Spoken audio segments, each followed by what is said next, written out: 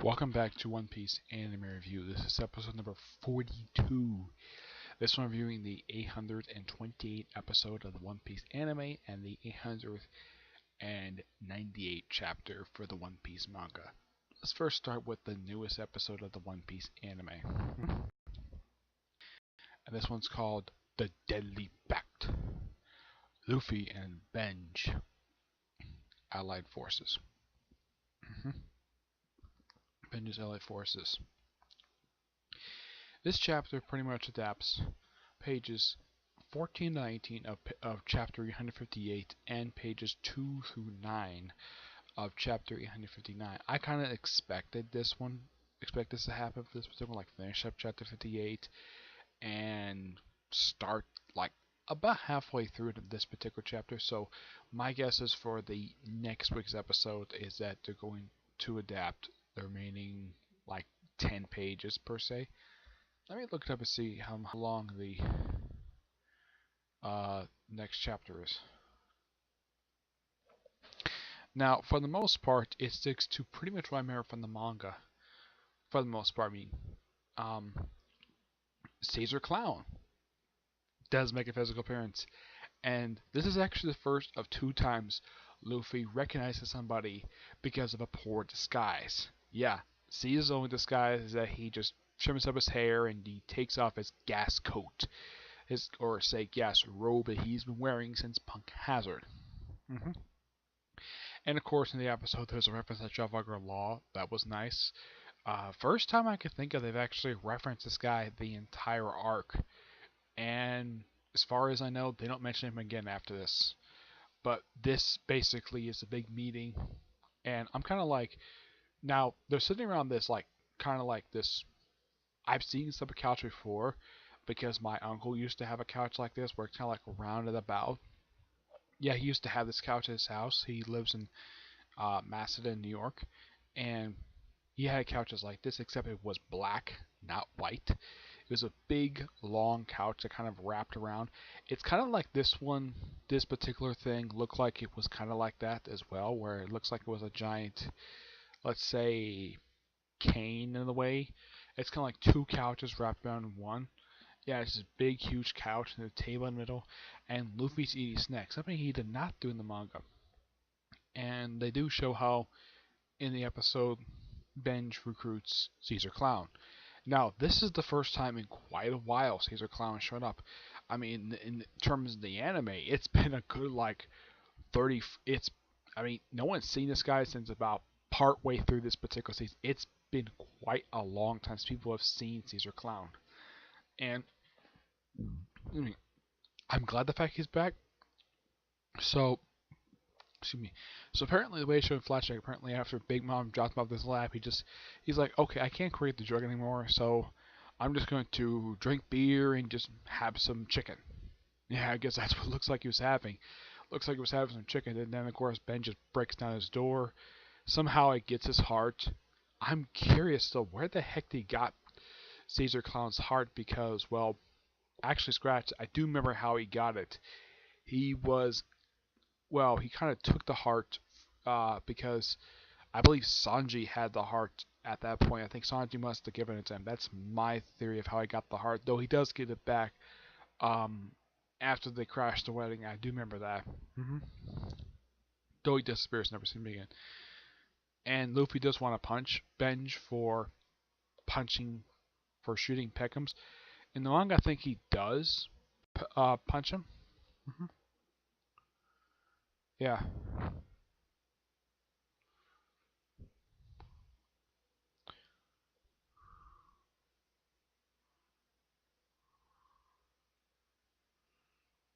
Mostly put, this particular episode does stick pretty well to how it's presented in the manga. I mean, the only things they added were, these are things they added. Of course, Luffy eating snacks. Bege could kill anybody in the group.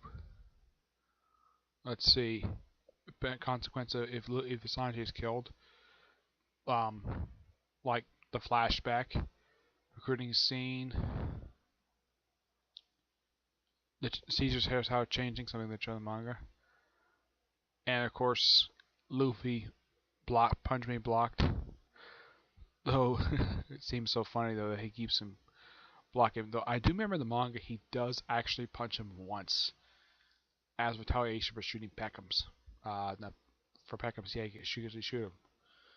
Um, naturally on the Word Emperor's uh arriving the island. I mean, it's funny seeing Luffy, Caesar, and Bege brawling. It is so funny.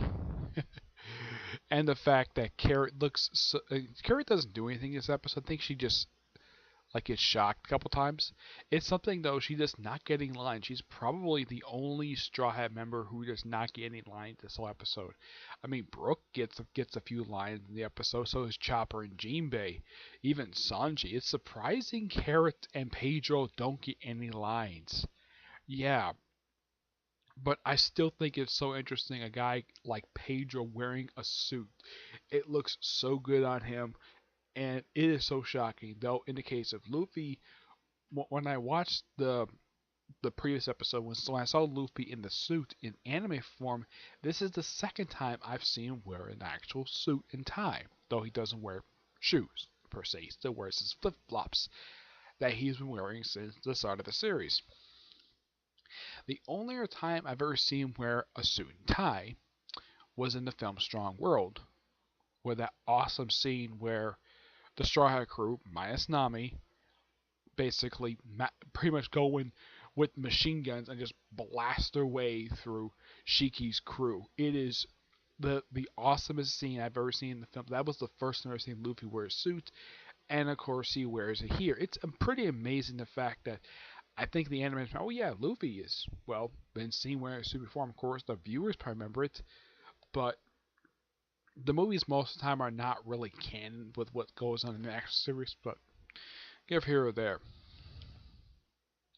But mostly put, this entire episode, with the exception of a couple of scenes, mostly take place in one room. Yeah, this is a bit unusual.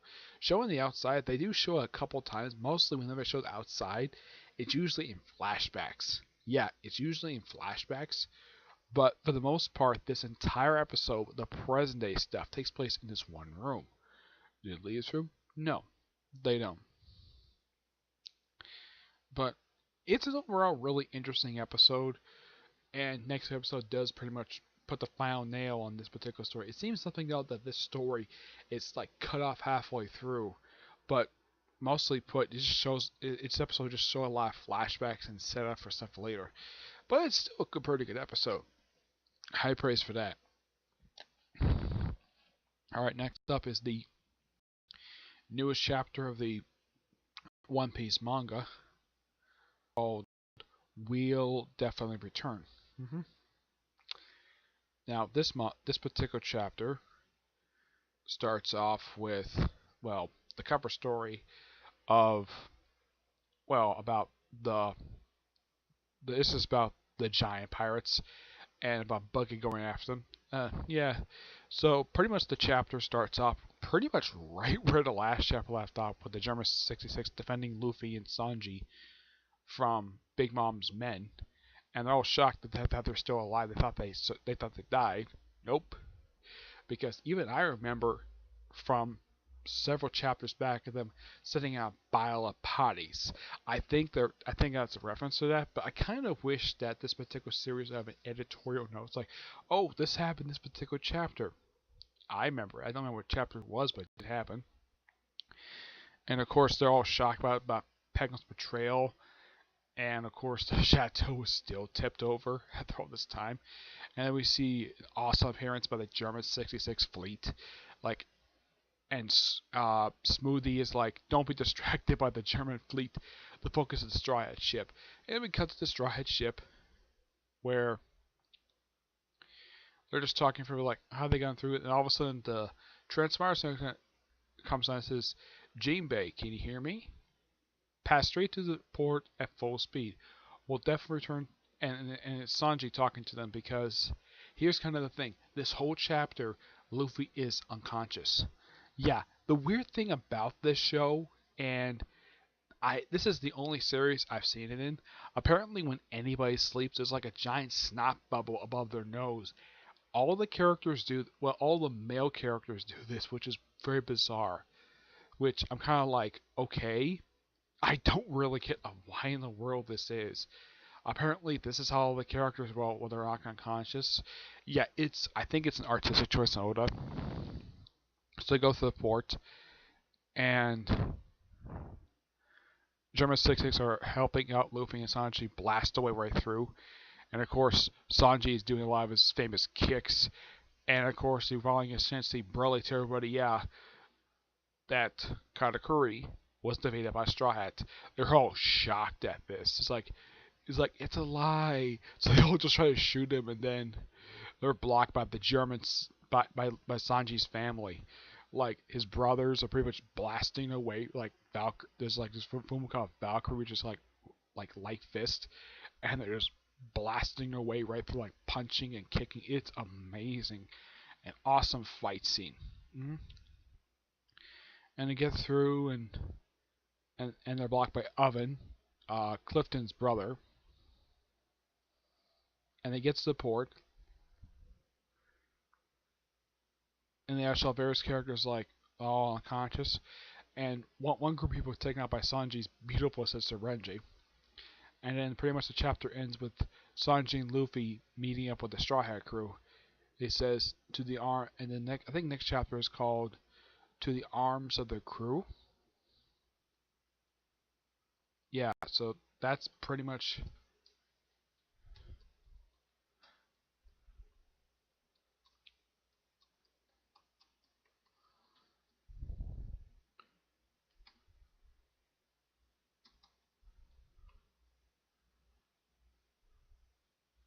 So that's pretty much the end of the chapter. It's a really interesting chapter, and definitely a chapter I do recommend for the series. I give the chapter roughly a 9 out of 10.